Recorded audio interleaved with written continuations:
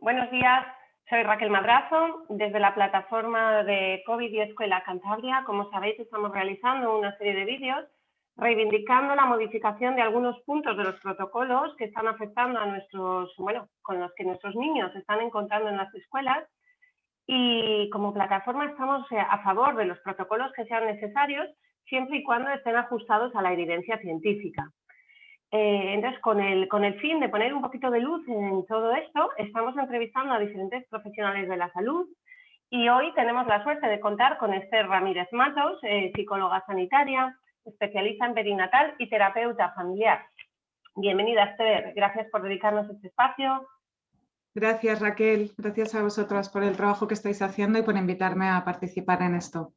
Bueno, si te parece, nosotros teníamos un pequeño guión de preguntas que nos gustaría hacerte para ver como profesional sanitaria cuál es tu visión, porque efectivamente estamos preocupados también por la salud mental de nuestros niños, ¿no?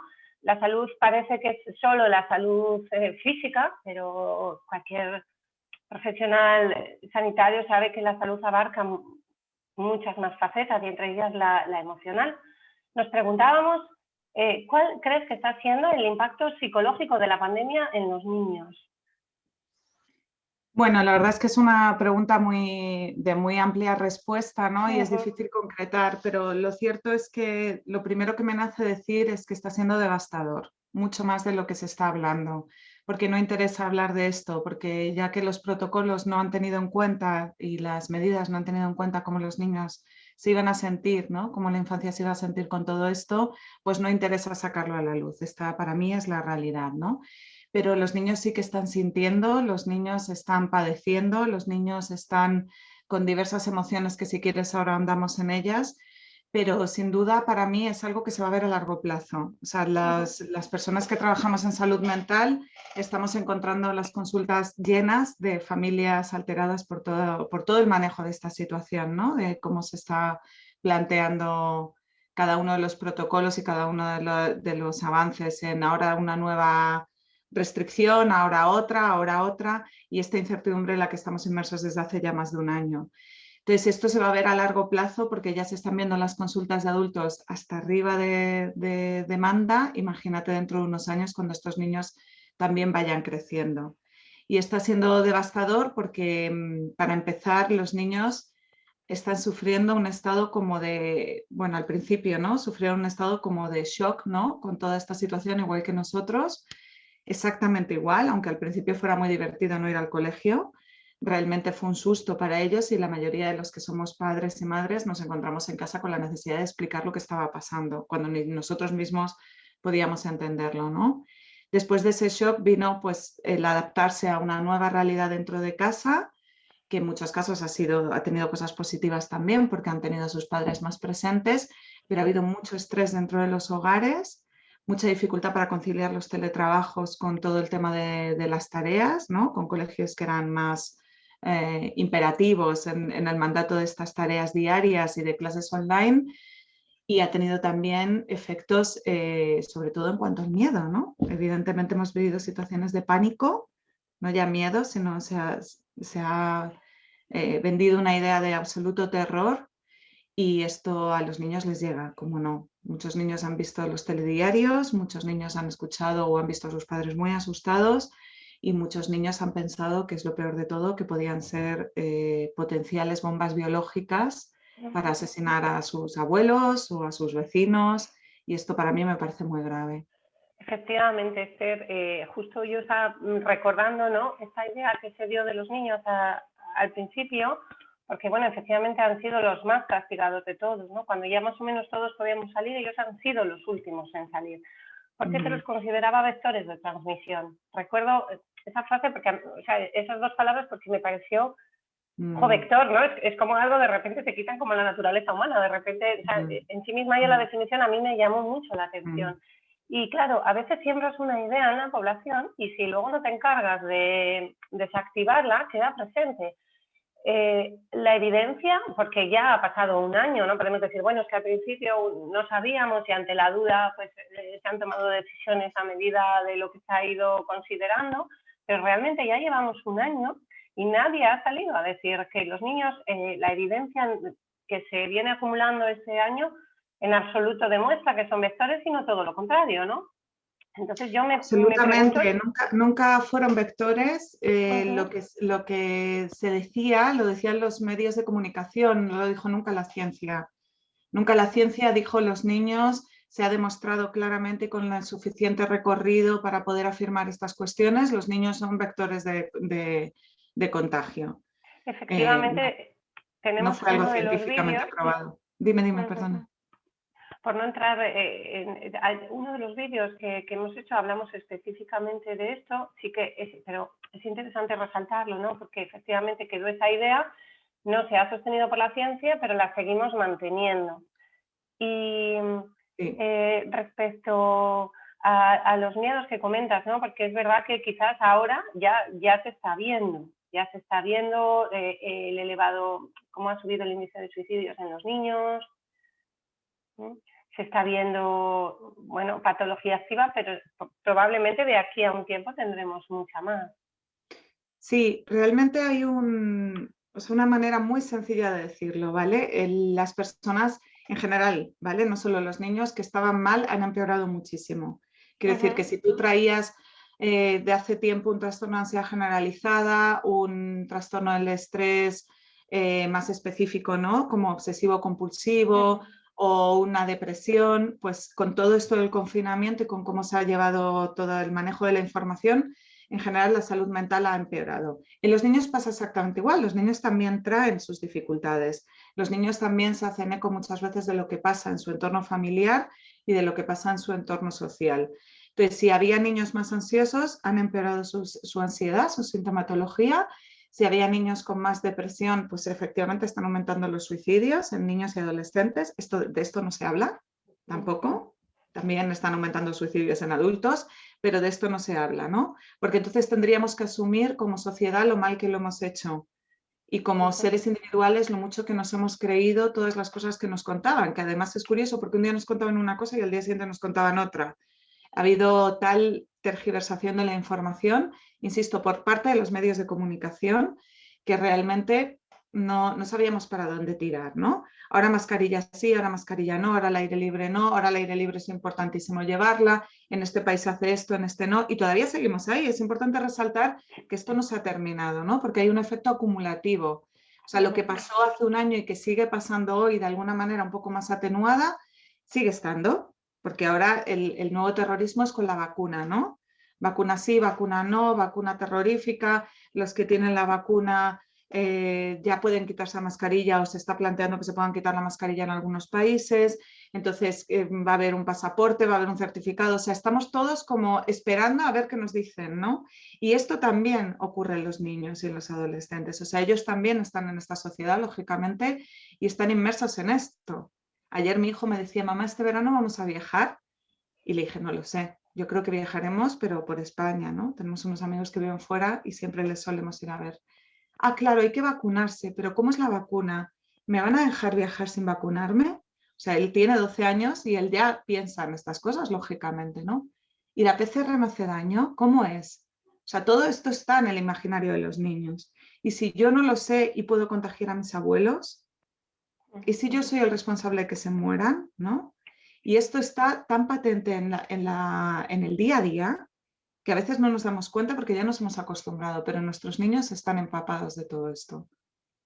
Hasta eso que comentas del miedo, un poco como hacer daño a las personas que quieres, a mí me parece una de las cosas que más consecuencias va a tener, ¿no? En los niños, que hoy son niños, pero dentro de unos años son el futuro de nuestra sociedad, serán los garantes de que nuestra sociedad, de cómo va a evolucionar, ¿no? Nuestra sociedad. Entonces tenemos que prestarlos mucha atención, porque no es solo lo que son, sino lo que van a llegar a ser.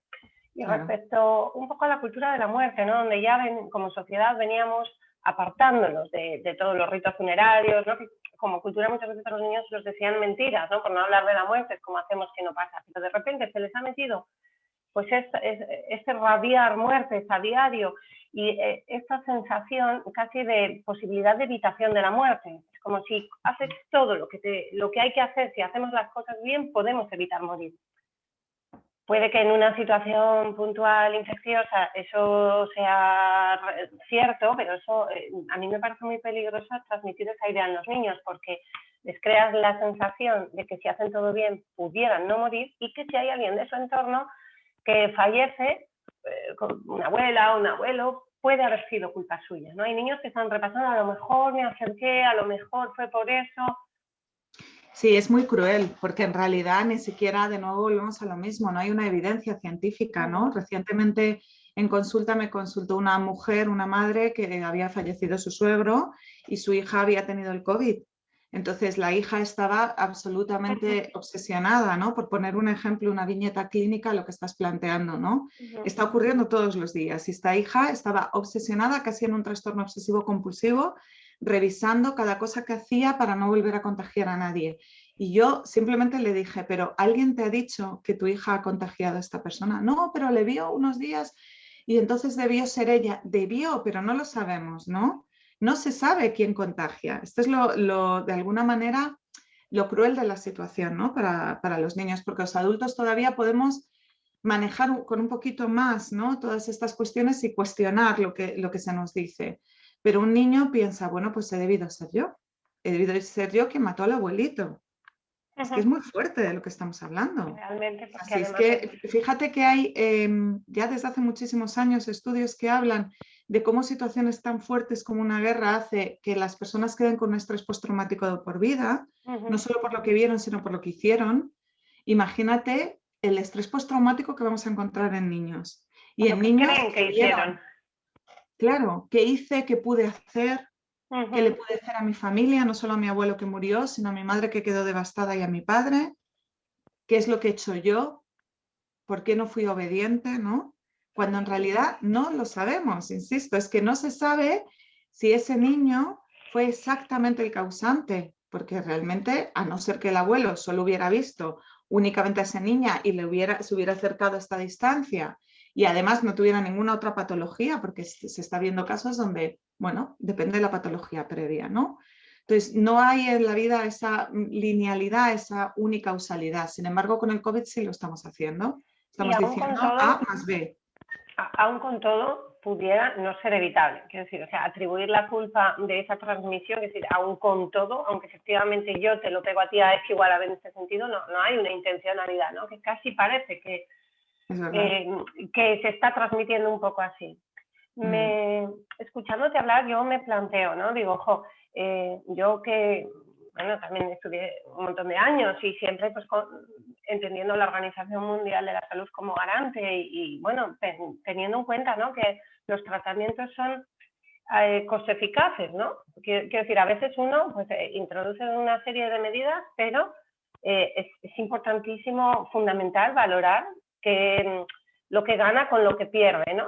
Yo me planteo que aquí no tengo muy claro, especialmente en los niños, de hecho es una de las pequeñas reivindicaciones que nosotros hacemos, que es que se den datos intracomunitarios, porque realmente se les está cargando a los niños durante mucho tiempo una responsabilidad de transmisión y tampoco se está evaluando. Se están teniendo en cuenta las medidas, mascarillas, distancia social, una serie de cosas que de alguna manera van en contra del desarrollo natural de los niños y no se está, o desde luego yo desconozco si hay un organismo que está evaluando el impacto que eso tiene, ¿no? Para poner un poco en balanza y poder ir ajustando quizás los protocolos. Que yo sepa, no hay ningún organismo que esté estudiando esto. ¿Y qué opinas sobre eso, Esther? Pues que realmente es un error muy grande, ¿no? O sea, los niños están en las escuelas muchísimas horas con mascarilla, incluido al aire libre, lo cual es contraproducente y ya está demostrado, ¿no? Que los niños no pueden estar, además imagínate cómo están las mascarillas, porque otra cosa muy distinta es un profesional sanitario que está un montón de horas con una mascarilla, se la cambia, cuida un poco esas condiciones de higiene y además tiene toda la justificación para tener que usarla, ¿no? Pero en un entorno al aire libre, en un patio, las mascarillas vuelan, caen, se ensucian, se las cambian, o sea, aquello es jauja, ¿no? Y cuando no se les bajan, se les suben, o sea, es una historia. Y esta idea de que estén con mascarilla Bueno, es para evitar contagios, ¿no? Lo cierto es que no está habiendo casi contagios en las escuelas. Se pensaba que iba a ser como un horror y que iban a estar abiertas solamente una semana y no están, vamos, depende de la escuela, pero está habiendo muy poquitos, estadísticamente hablando, muy poquitos contagios. Luego ya hablaríamos también de lo que son esos contagios, ¿no? Porque esto es otro cantar, pero realmente dar positivo en una PCR, pues también hay gente que está cuestionando si puede ser otro tipo de virus, ¿no? De hecho, pues lo clásico que estamos observando es que la gripe ha desaparecido. O sea, ahora no hay gripe. Un caso, ¿no? En España el año pasado. Claro, es bastante ridículo, ¿no? Entonces hemos cambiado, hay personas que El están hablando de paradigma ha cambiar el cambiado nombre rápido. de gripe a coronavirus, ¿no? Pero bueno, en cualquier caso, la realidad es que nadie está viendo qué le pasa a esos niños con 6, 7 horas de mascarilla, con distancia social, con separación de grupos de sus amigos, con no poder tocar al amigo, con no poder jugar o con solo poder quitarse la mascarilla para comer la fruta en el patio. ¿Sabes? Es el único momento en el que se pueden quitar la mascarilla. Entonces, claro, no hace falta irse muy lejos, nuestros propios hijos nos lo cuentan, ¿no? Es muy agobiante, mamá, correr con la mascarilla. Es muy agobiante hacer ejercicio con la mascarilla, mamá. No sé por qué no nos dejan. Si vivimos en un patio, o sea, estamos en un patio al aire libre y con distancia, ¿no? Entonces, esto a los niños sin duda les está creando sensación de incomodidad para empezar, sensación de tristeza, ¿no? Porque sus días ya no son tan divertidos como lo podían ser antes, sensación de incertidumbre. ¿Cuándo se va a acabar esto? ¿Va a ser toda mi vida con mascarilla? ¿El año que viene vamos a llevar al colegio mascarilla? ¿Cuándo vamos a poder viajar? ¿Cuándo vamos a poder ver a los abuelos? Porque no olvidemos que hay niños que no están viendo a sus abuelos, de esto no estamos hablando, pero hay niños que directamente están perdiendo el contacto social con otros familiares muy relevantes y muy importantes para su desarrollo. Familiares y amigos, ¿no? Porque al final también Y amigos. Los niños no podemos pedirlos que no sean niños, entonces llevar un niño y pretender que no se acerque, que no se toque con otro niño de su edad, es que favorecer ahí la relación social es muy complejo. Quizás hasta... Es muy complejo porque además hay que entender, hay que tener una visión ecológica con todo esto. La realidad es que toda inteligencia interna se desarrolla cuando la ecología que lo rodea está correctamente organizada, ¿no? Entonces nos estamos cargando la ecología de la infancia. O sea, estamos destruyendo lo que la infancia necesita para evolucionar, que es la experimentación a través del cuerpo, el contacto con el otro, el compartir las emociones, el agarrarse, el pelear como cachorros, el jugar, ¿no? El juego es fundamental y esto nos lo hemos cargado, ¿no? Entonces, claro, a través de eso, que yo aquí no estamos entrando en decir cuál hubiera sido la mejor opción, ni cuál es nuestra opinión sobre el COVID, estamos hablando de las consecuencias que tiene. Y las consecuencias que tiene, el problema es que no se están mirando, ¿no? Intentaríamos cambiar protocolos, que es lo que estáis intentando vosotras, ¿no? Sí, nuestras reivindicaciones son muy, muy, muy sencillas dentro de lo claramente posible, que en concreto, bueno, pues las voy a recordar, es igualar el protocolo escolar que hay en primaria con el que hay en secundaria, que es mucho más laxo, se está penalizando mucho a los niños más pequeños cuando no hay justificación. Otro de los aspectos que pedimos es que se den datos de transmisión intracomunitaria, por lo que hablábamos antes, ¿no? Porque sabemos, los profesionales sabemos que estas medidas que se están tomando están teniendo un clarísimo impacto psicosocial ya y el que esperamos a futuro. Y ya porque las consultas de los psicólogos están llenas, o sea, eso ya se está viendo. Y lo que previsiblemente vamos a ver, pero ya sabemos que ya hay daño, entonces necesitamos datos para poder contrastar, ¿no? Y para valorar y quizás ir ajustando las cosas a la evidencia científica. Es decir, que lo que pedimos realmente es muy sencillo, son cosas que, bueno, en Escuela y COVID Cantabria, en el blog está el manifiesto que toda persona que quiera puede firmar y apoyar, ¿vale? Pidiendo, por ejemplo, que el acto de la PCR no lo pueda pedir un profesor, que lo pida un sanitario, porque creemos que también se ha desvirtuado un poco esto, ¿no? El realizar una PCR no deja de ser un acto sanitario y como tal debe realizarlo un profesional que esté formado al respecto. Totalmente. Para evitar bueno, es que daría para hablar de muchísimo más, ¿no? Cómo están los profesores, lo que se les ha dicho a los profesores, pero bueno, en cualquier caso lo que se pide desde la plataforma es tan obvio, ¿no? Es muy básico. Es fuerte que haya que hacer un movimiento así para que se dé, ¿no? Quiero decir que sin profundizar más allá, es verdad que este es un tema donde hay diversas sensibilidades, que respecta más, sí, pero quiero decir, quedándonos en lo más pequeño, en lo mínimo que podemos hacer para proteger a los niños más pequeños, esa es un poco nuestra reivindicación actual. Un poco por cerrar y por dar un hilo de esperanza, ¿no?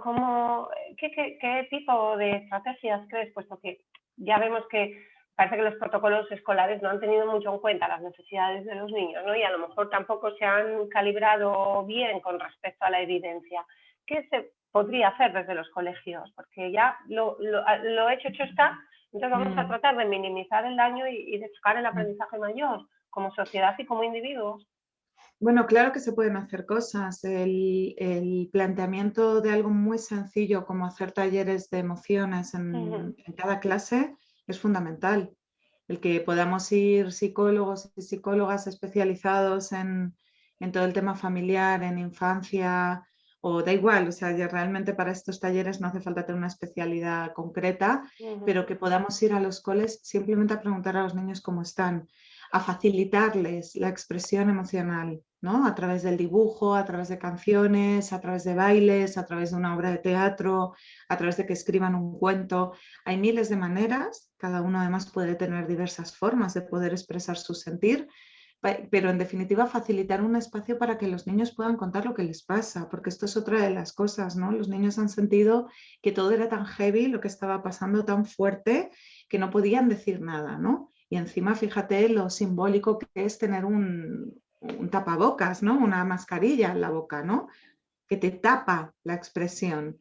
Entonces, de alguna manera, daba igual, no podían hablar, no podían decir, era algo imperativo el ponerse la mascarilla, sigue siéndolo, ¿no? Entonces, no han podido contar lo que les sucedía.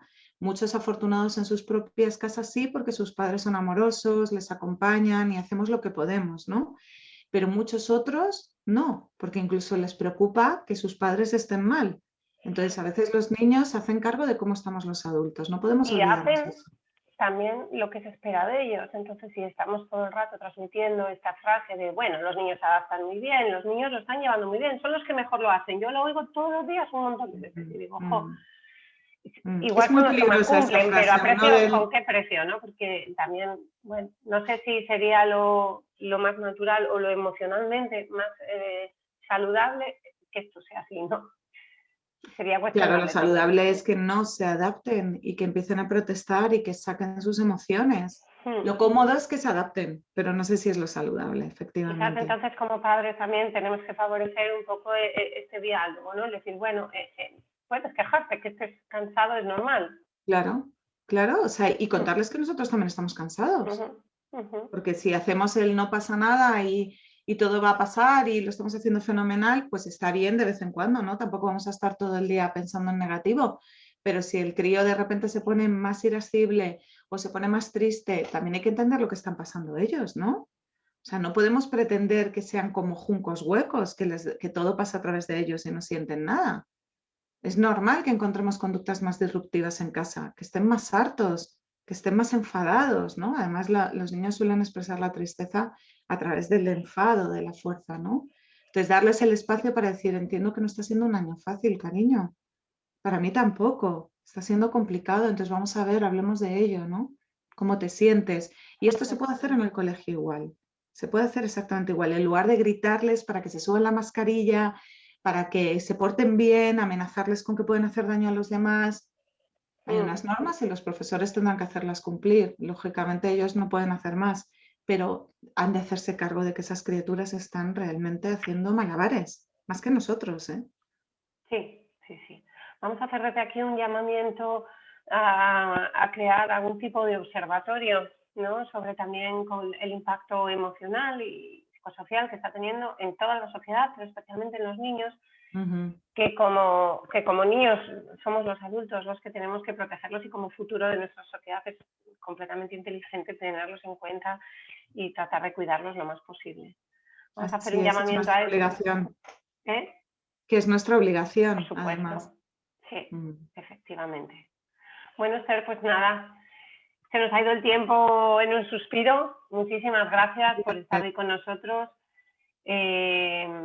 vamos a tratar de seguir en ese camino y animar a todo el mundo que todos en nuestro puesto de trabajo tenemos muchas posibilidades. Nunca sabes, ¿no? A veces un niño, alguien le puede cambiar la vida. Es decir, una pequeña acción, tratar de hacer una pregunta abierta, de escuchar, pues cómo estás, todo está bien, que sientas eso. Es importante también animar a los profesores, ¿no? A que a veces parece que hay miedo, es como si abro esta puerta, igual luego me entra un tsunami y no sé qué hacer. Sí, sí, sí, sí. Pero quitar un poco ese miedo porque la realidad es la que hay, por preguntarlo va a ser peor. Exacto, muy buena frase. Me parece una frase perfecta para el cierre. Hay que preguntar, sí, sí. Hay que preguntar. Muy Muy pues bien, muchas Esther. gracias, Raquel, Pues ha sido un insisto, placer. muchísimas gracias por tu tiempo y por tu amabilidad. A vosotras, un abrazo muy fuerte. Adiós. Chao.